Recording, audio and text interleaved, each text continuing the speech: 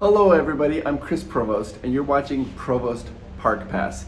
And that is beautiful Scotland.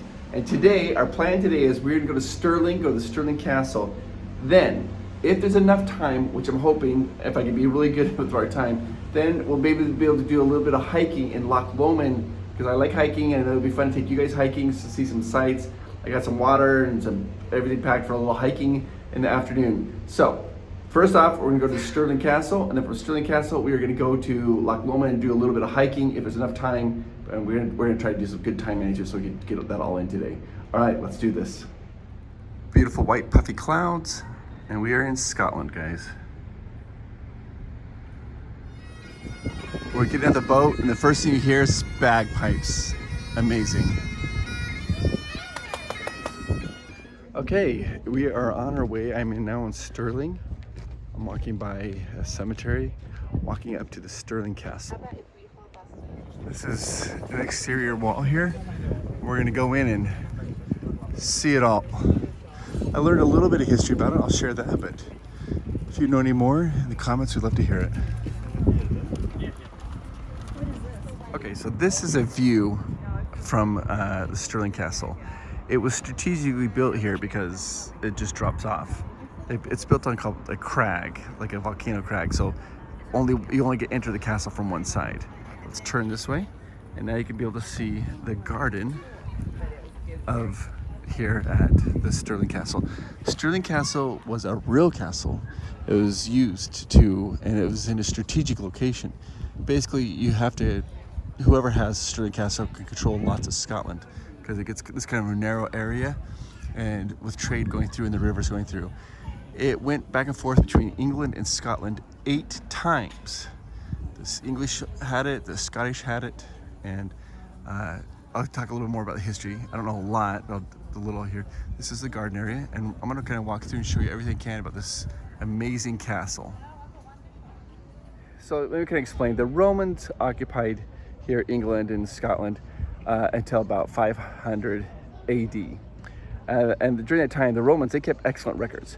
Then from 500 to about 1100, it's called the Dark Ages, there wasn't a lot of record keeping.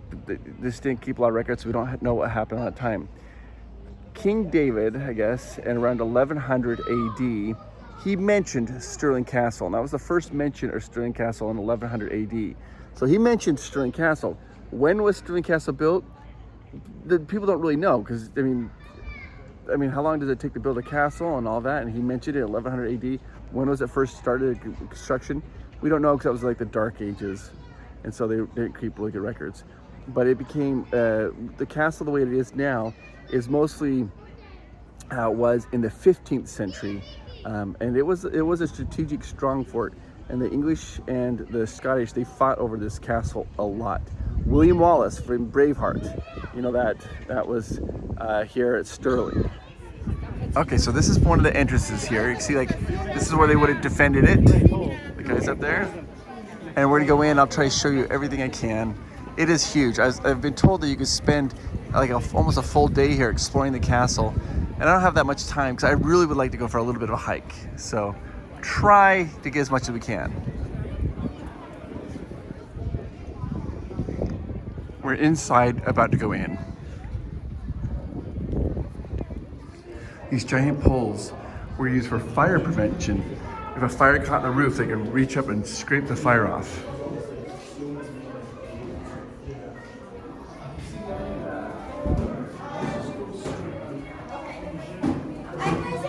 This just shows how defensive the castle was. Look how high, almost like so difficult.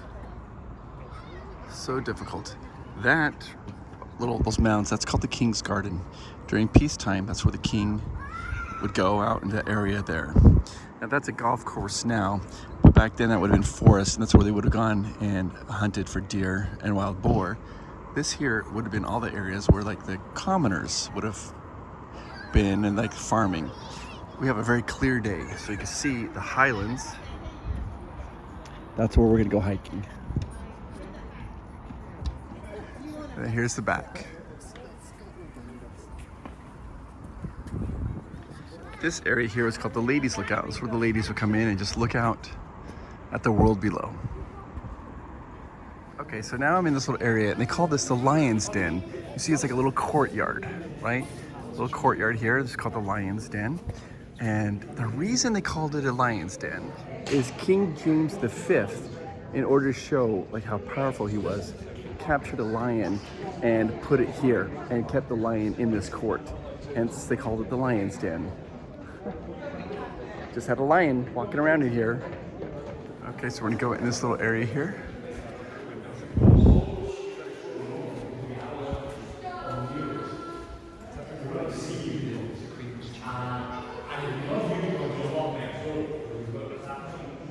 Now, this is the Queen's side. The Queen would have lived here. And you'll notice like there's like a unicorn, and there's symbolism here from France and Scotland, because the Queen would have had good relationships with both. If you go in the men's side, it's just all Scottish. This is man and woman, and then the King's side is just man.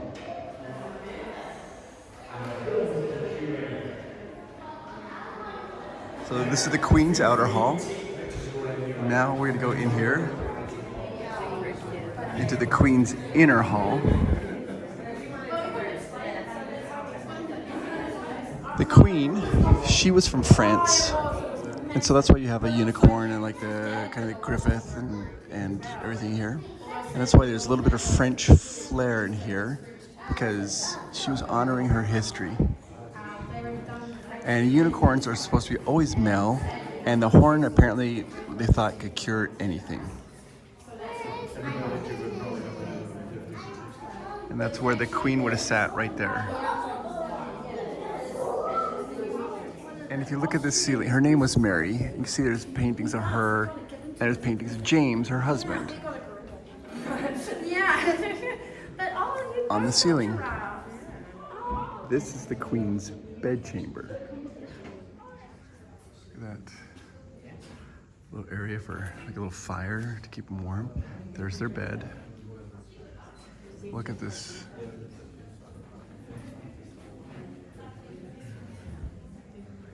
Wow.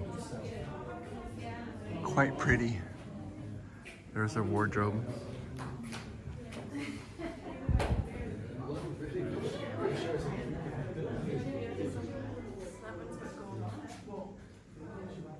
Now we're gonna go from the Queen's bedchamber into the King's bedchamber. You'll see how it's decorated very differently. Here we go.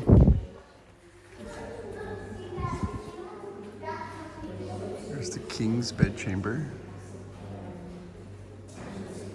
And the only heraldry that he has is from Scotland. He doesn't show anything from France.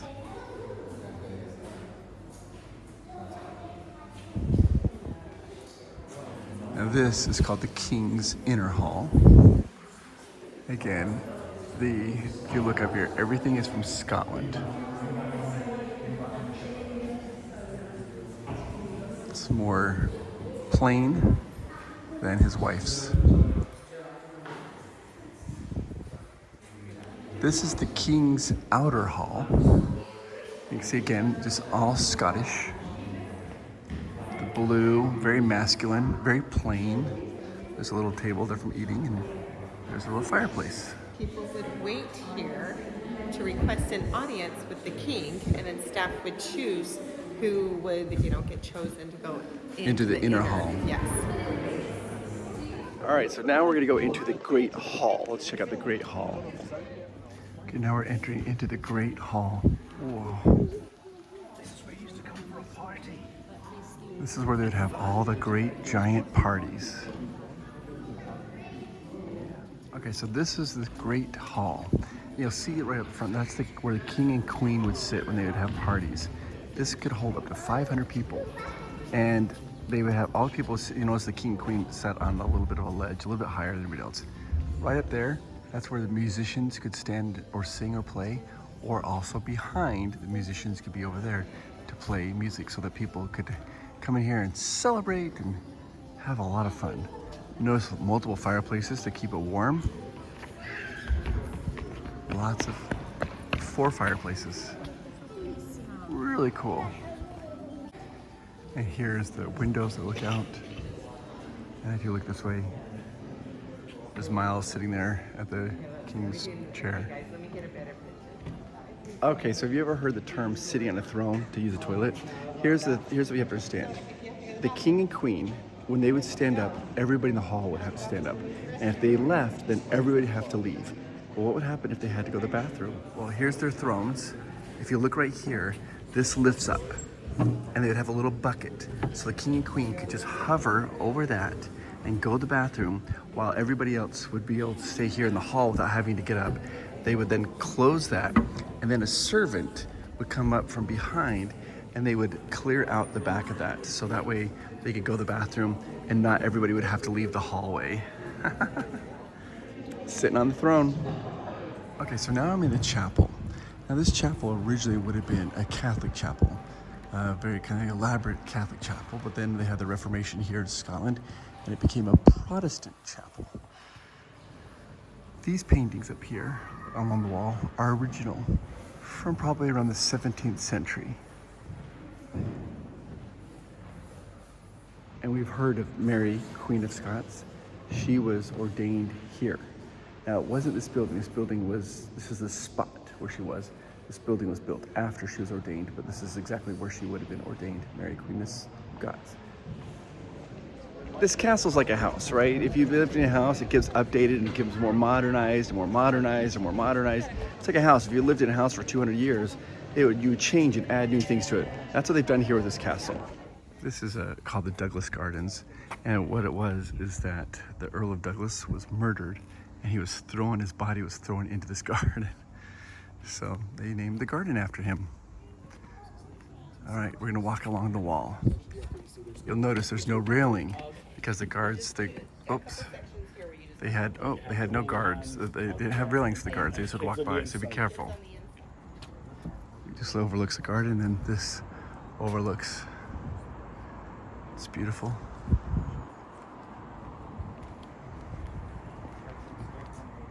Okay, so Mary, Queen of Scots, when she was born, she had French nobility blood in her, Scottish nobility blood in her, and English nobility blood. So everybody knew she'd be very powerful.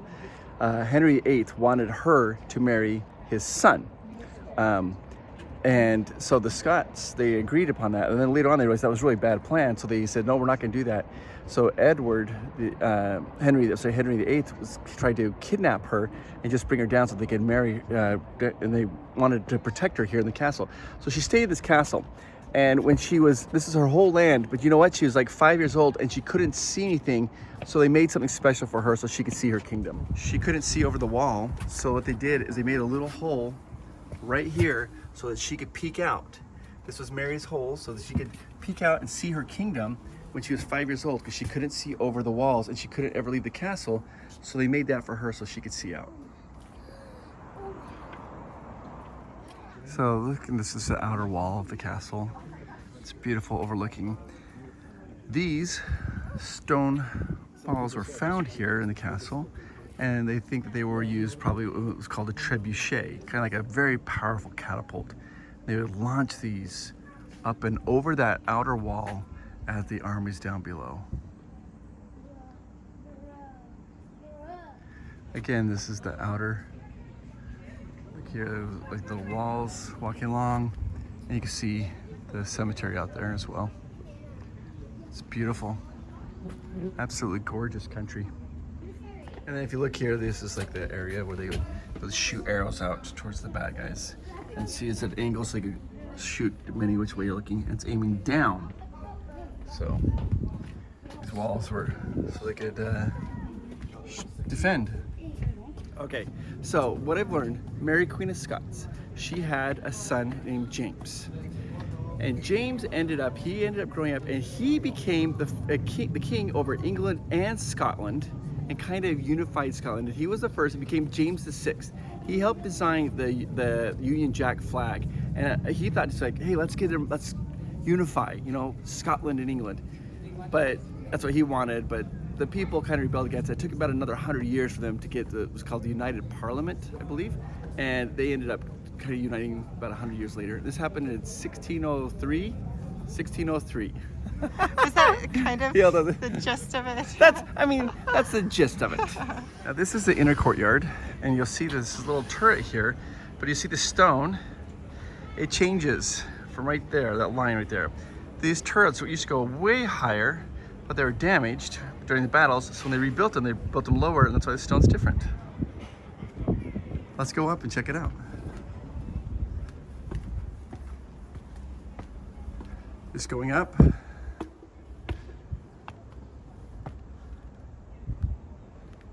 And here's the little turret that they have. Overlooking everything.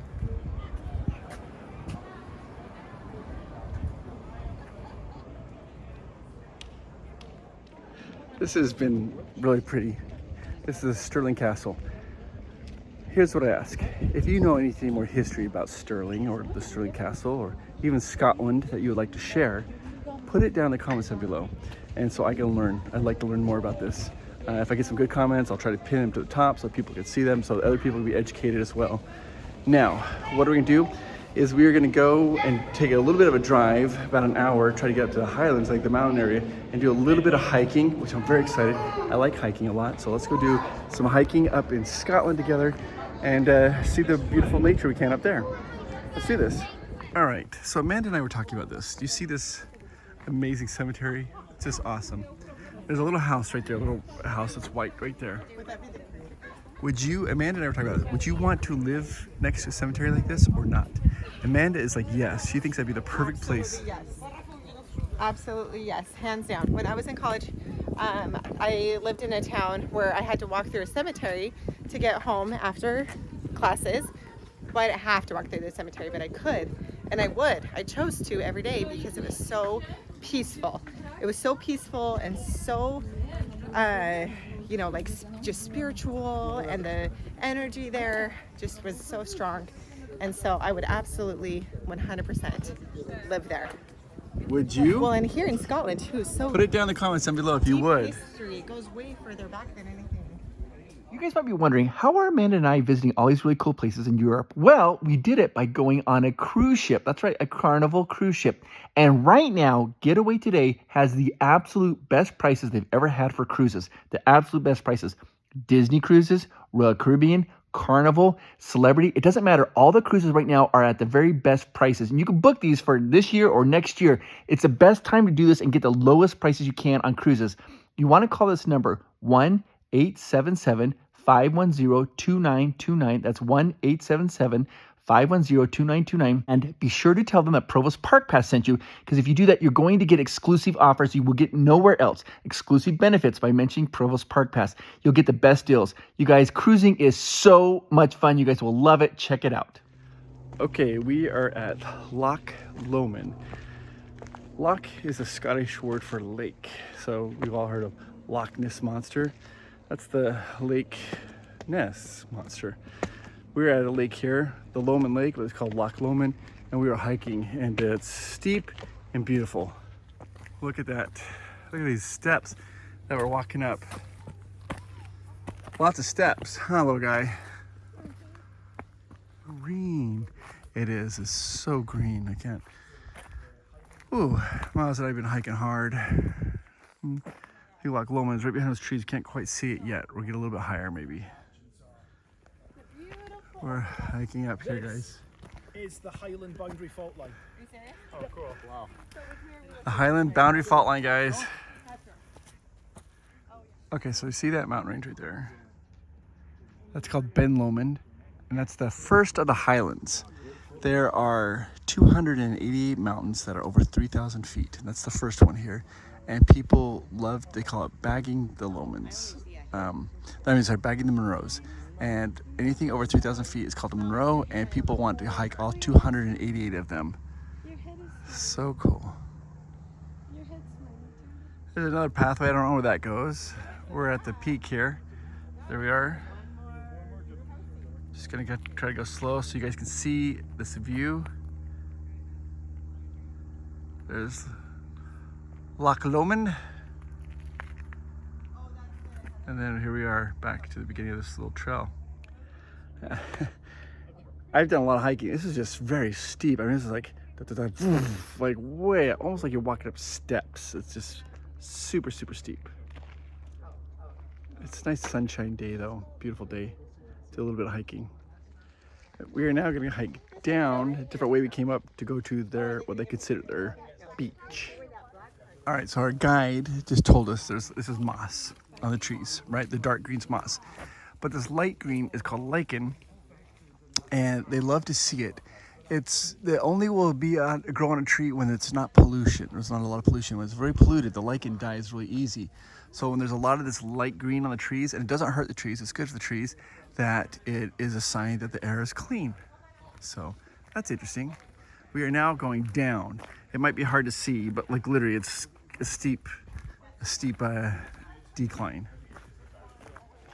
For those of you who maybe never had a chance to go hiking, or maybe don't have an opportunity to go hiking, it's a good place just to kind of, it helps me refocus and relax. And when I was younger, I used to not like hiking. But then I realized it's not about the hike, it's just about the walking and enjoying and just thinking to yourself. It's really enjoyable. It's a little steep, so we have a switchback, which you have to do so that it doesn't get too steep to walk down. These little switchbacks go back and forth. And if you don't have a place to go hiking, you could always just hike around your house, like around like just your neighborhood. You don't have to be in outdoors to enjoy it. It makes it fun, but you don't have to. And that way, also just walking around your neighborhood. That way, when you get to Disneyland, you're ready to go. Oh my goodness, it's gorgeous. Hang on.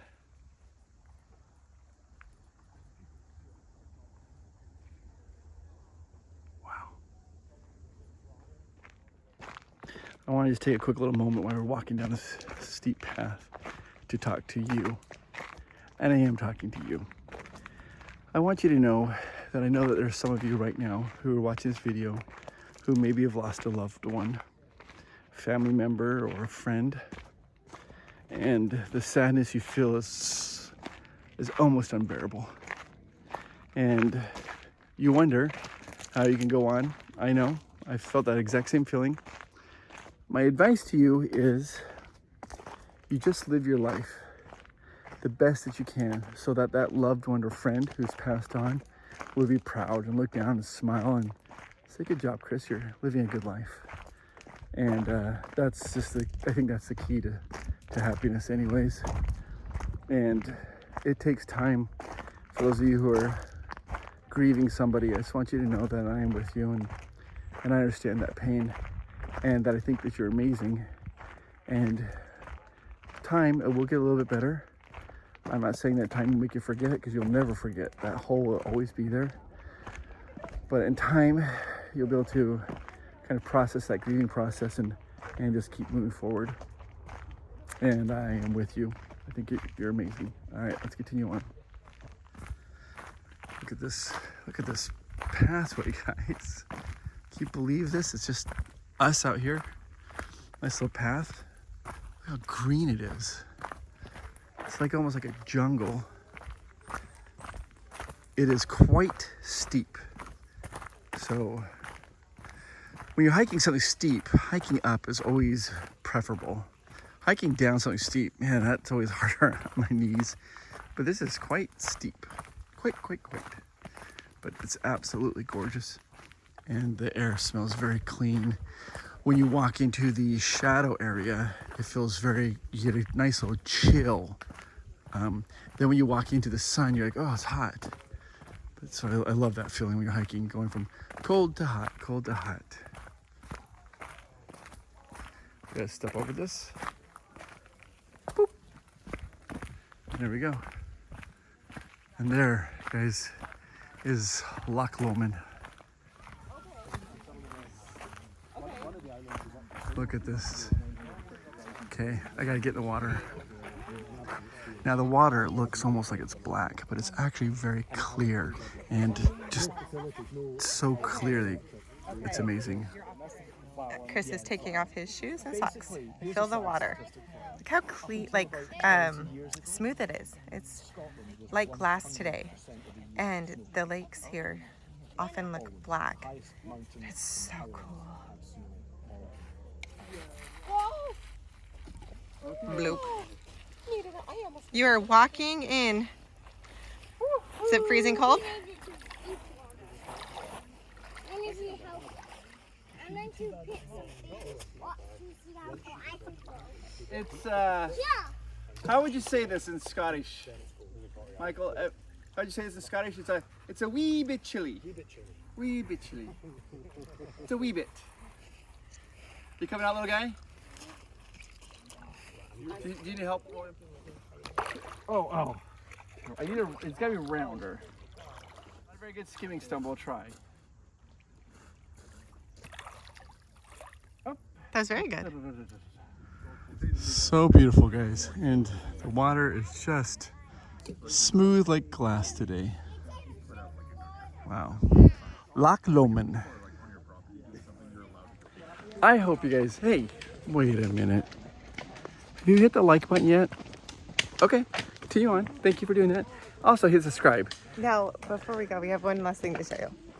So we had a little guide here. His name is Michael. And he's wearing his kilt. And he told us that we could film him as long as he didn't know that we were filming him. So we love the kilt. He's been Michael, if you do watch this video, you've been amazing, excellent tour guide. It was amazing. We've had a great time. Best day. All right, so what about tomorrow? Okay, so I don't even know what we're doing, so tomorrow, Amanda's gonna have to tell you. I think, so you guys are gonna have to stay tuned to find out, because we're finding out too. It's unfolding before us, just like it is for you. We should be going to Belfast, Ireland, and I think we're going to the Giant's Causeway, and it's like a bunch of different rock columns. It looks really, really cool. We saw a few of those in Iceland, and it just looks like this really otherworldly place, so I'm really excited to go see that. And that is tomorrow. And also, then the day after that, I think we're going to Liverpool. Yes. Miles and I, we're not sure if Amanda, are you joining us? She's not sure. Well, Miles and I I'm for afraid sure. If I talk about this, I'm gonna have people come at me. Miles and I are for sure, we're going to do the Beatles walking tour. I love the Beatles so much, and so does Miles. This is one of the first bands we ever introduced him to. We've introduced him to so much music, but the Beatles have stuck out, and he loves them. So Miles and I for sure are gonna be doing the Beatles walking tour. Amanda's not sure. She thinks she might join us, or I she know might, the Beatles. or she might just sleep in. I'm just so not a huge Beatles okay. fan. That's what I was worried about announcing here to the public. that's okay. No problem there. So, all right. So tomorrow, Ireland. That's Then the next day, England, Liverpool, England. Let's do this. Ah, shoot, guys, look at this tree. It looks like it didn't make the cut. Or did it? Now, if you want to book Michael, you can. And this is the van he takes you in. It's very nice. You can hold up to 7 people. It's experienced tours. And be sure to request Michael. Say, I want to go with Michael. Okay, all right, let's continue on. I think this is the end of the video, guys.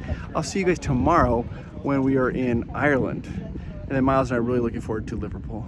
Hey guys, it's late at night, but the boat doesn't take off till 1 in the morning, so Amanda and I are out about exploring this amazing town here in Scotland. Miles is with his grandma, and we found this little fountain, right? This fountain, and look, it says Provost. Can you see that? Let me turn this around. Provost. Now that's a French name, so that would pronounce here, they pronounce that Provo, but it's 1879. Which we were told France and Scotland have really good diplomatic relationships. Yeah, they're allies, and there's so much history in there. Like one of the kings married a princess or queen from France, and so there's a lot of connection. But this was gifted. Yeah, this fountain here was gifted. It says this fountain given to the inhabitants of Greenock. That's where we are. That's the city we're in. By Abram Lyle Provost. Now, I'm sure that was probably pronounced by Abram Lyle Provost, 1879. You have to look this guy up. Maybe he's a distant relative of yours. I'm sure we're probably related, babe. We're Somehow. probably somehow related to this guy.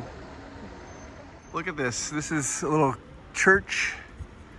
This is like the center of Greenock. Little business buildings here. Man and I are literally just stumbled upon this little fountain. Look at this. This here is called the Mid-Kirk Church. And here's Amanda standing. You'll see that there is a horseshoe right here in the ground. The horseshoe. Yeah. This is so stupid. I just had the biggest panic. What? So I just saw a ship going by, and it was blue on the bottom, like the carnival, and then it was like red. I was like, oh my gosh, our ship is leaving. I just had the most, like, like it was half a second of panic. But we're okay. It's fine. All right, well, let's talk about this horseshoe. I was like, my son is on that boat. Oh my gosh. Okay, so this horseshoe is right here in front of the church. From 1812 to 1834, this is a spot. They had a gallows, and this is where they would execute prisoners.